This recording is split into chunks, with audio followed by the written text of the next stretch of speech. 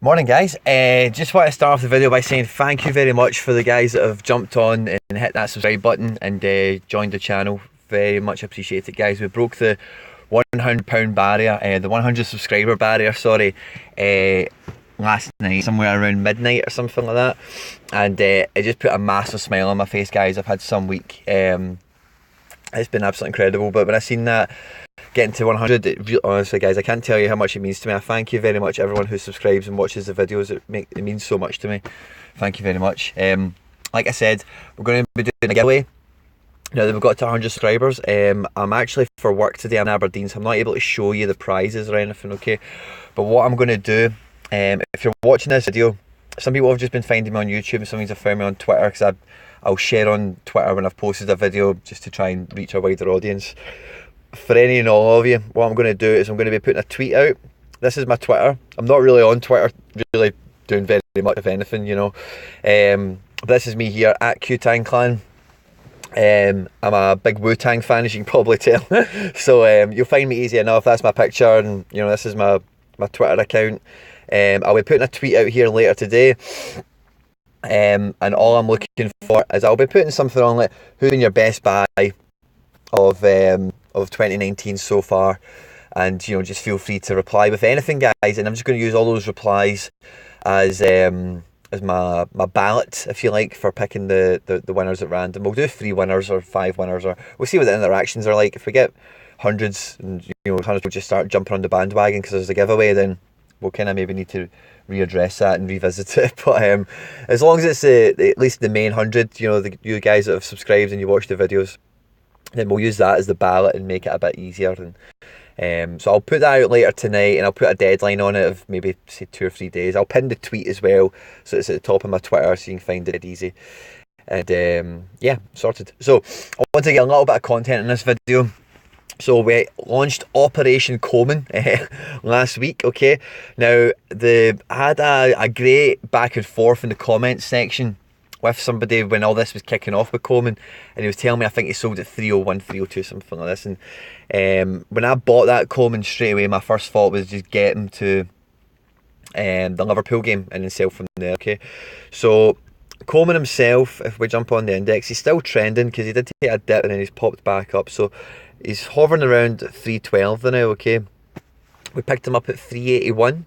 We bagged 2 goals and an assist on that night as well, which means, you know, we basically made an extra 5 pence a share. If you want to think of it like that, I'll be getting the dividends paid out later today. But we didn't hold him much longer than a week. He dipped all the way down to 181 after being up at 320. That's all. And that big candlestick there was in his match day. You know, he did so well in the match, and in the last like 2 minutes he came off injured and he plummeted. And then the next day we found out he was all good and all okay. So with situations like that, guys, when you know there's an upcoming match, there's always going to be upward movement of someone who's going to be starting in a big match, especially a Champions League game, you know. So we held on to Koeman, and what we tried to do was try and sell him at the best possible price, okay. On the match day, he actually peaked out at £3.20, okay. Now, what I did, and what you'll see down at the bottom here, is it says cancelled, cancelled, cancelled. When he got to 317, I put him up for sale. But by me selling 32 of them, his price went down from 317 to 316. So I was just listing it and cancelling it, and I was waiting for me to be able to list them comfortably at 317, so that, you know, when I put them on the market for other people to buy, it was still worth 317 rather than 316. If that makes any kind of sense. And we sold them all at 317, as you can see. Eventually I got them, I probably put them up after that cancelled one, maybe about 3 or 4 minutes later, and then you can see from 17 minutes past 8, so 15 minutes into the match, all the way to 19 minutes past, it all sold. Boom, boom, boom, boom. And he peaked up at £3.20. And we then put that money back into Ericsson. We bought a Rafael Leao. I've updated the kind of Ericsson document, and I'll go through that with you later on in the week or something, probably when I've got the maths all updated and ironed out. I did that a little bit last night. It doesn't look too good, but then now, just to be honest with you, because Leao has taken such a dip now because he's between match days. Leao, by the way, guys, is still a fantastic hold. I just want to touch on this real quickly, okay? His next game coming up is a midweek fixture, might be Friday. Where is it?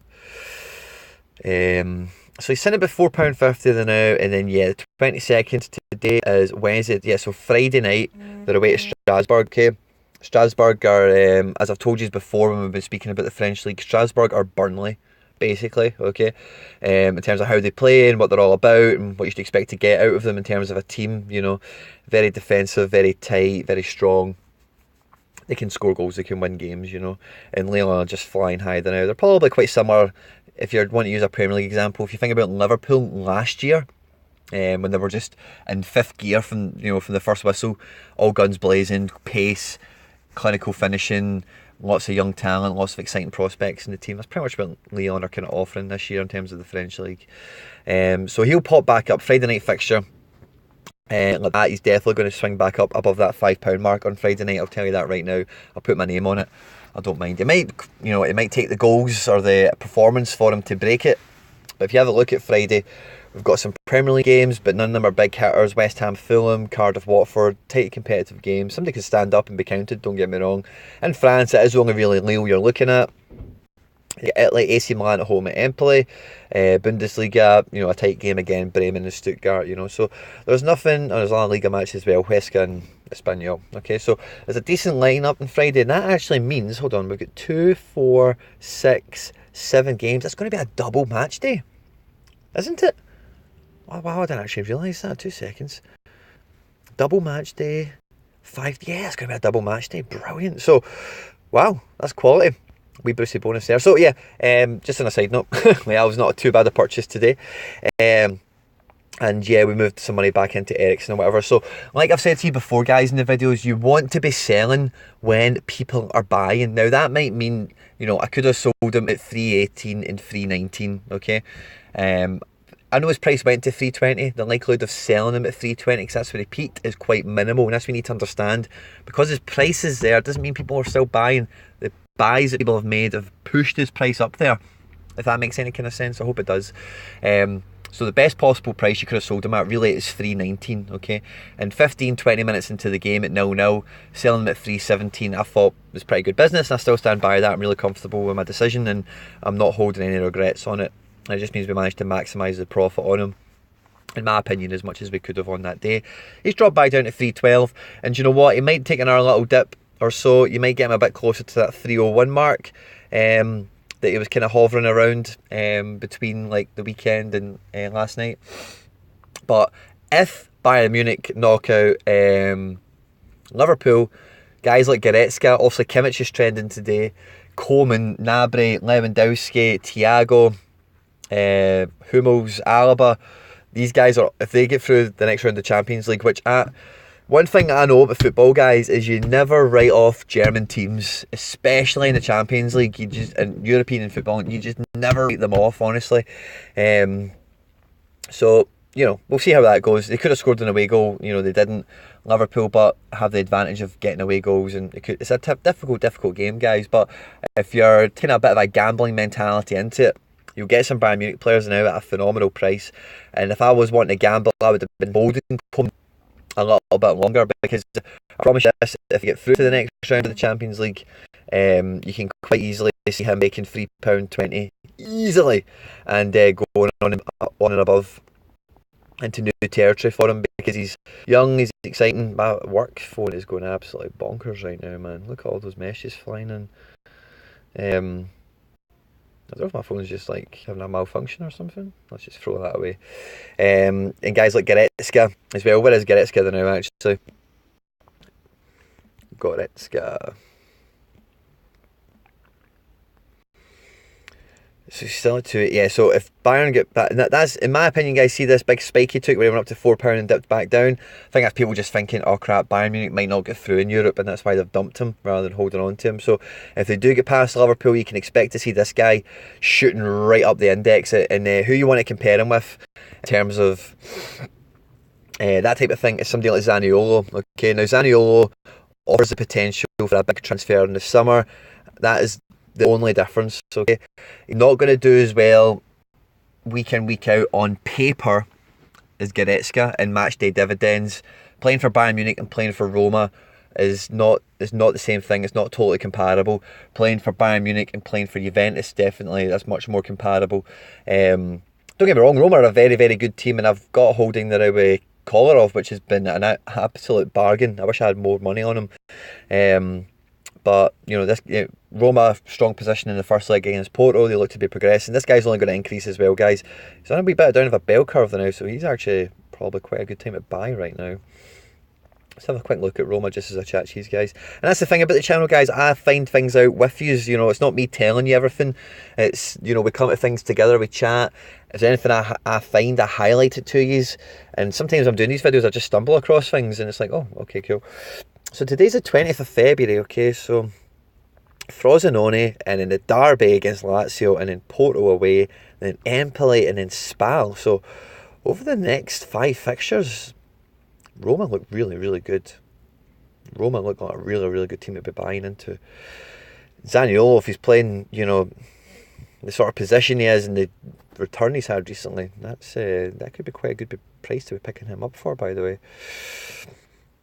As I said to you before when we were chatting about Felix, you want to be buying people when they're on a plateau, they're kind of levelling out a little bit. And on the wider graph, as you can see, that's what he's kind of going through the now. It's a nice little steady plateau. He's not taking a big dip, he's not taking a big spike, he's quite comfortable about that level. When you zoom right into the 7-day and in the 24-hour, you can see there's some movement there. And that just highlights how much of a bargain he is, because he is kind of hovering, if you look over the last month. So from the 14th to the 20th, so the last kind of week, usually hovered and stayed around a similar level between 480 and 460, So if you can get him now, and even just for naturally, when Roma are playing Frosinone, it's going to be a walkover, by the way. Or pretty close to being. Roma need points badly. They want to get into those Champions League spots, and Frosinone, they're not even scoring a goal a game. They're conceding more than 2 goals a game.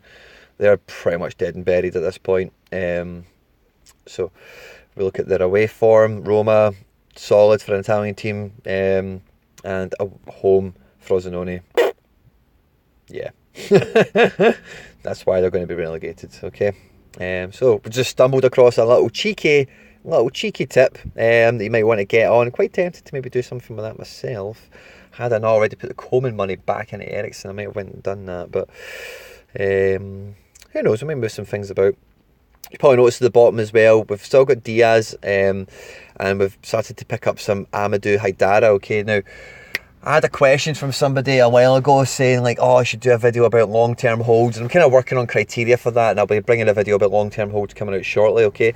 But one of the things that I always think about if I'm going to be holding for somebody for a considerable length of time, I'm going to try my best to hold somebody for a considerable length of time, is could they double in price? And this guy could be a wee sneaky one under the radar. He's had a great season and a half at Salzburg in the Europa League. He's did really well for a CDM, scores goals, he's box to box, he's bags of energy, and he's made the well-trotted move from Salzburg to Leipzig, okay?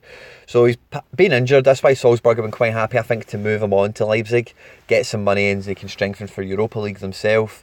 And when he comes back from injury, he can make a head start with Leipzig ahead of next year, because they're basically the same company that owns them both, as I'm sure you're aware of. But when he comes back in, he's expected to return mid-March, and I've been tracking him for a good while, and I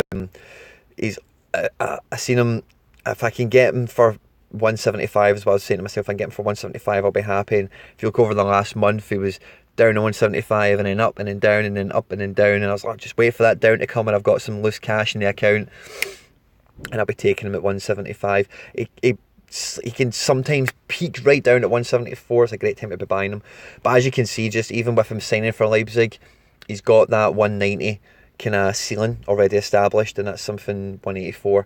That's something that's profit margins already. Never mind when he starts playing in the Bundesliga and uses one good performance. And again, the path you've seen guys like Havertz and Goretzka go on in the last month, you could definitely replicate that.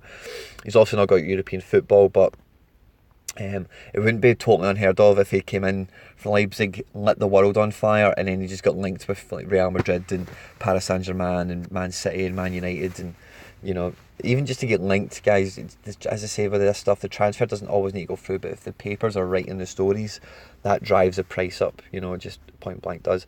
I've also, and again guys, I wasn't planning on going into too much depth about positions and tips and stuff like this, okay, but I've also been keeping my eye on De Bruyne, okay. Now this is the exact price, 684, that I would be wanting to buy De Bruyne at.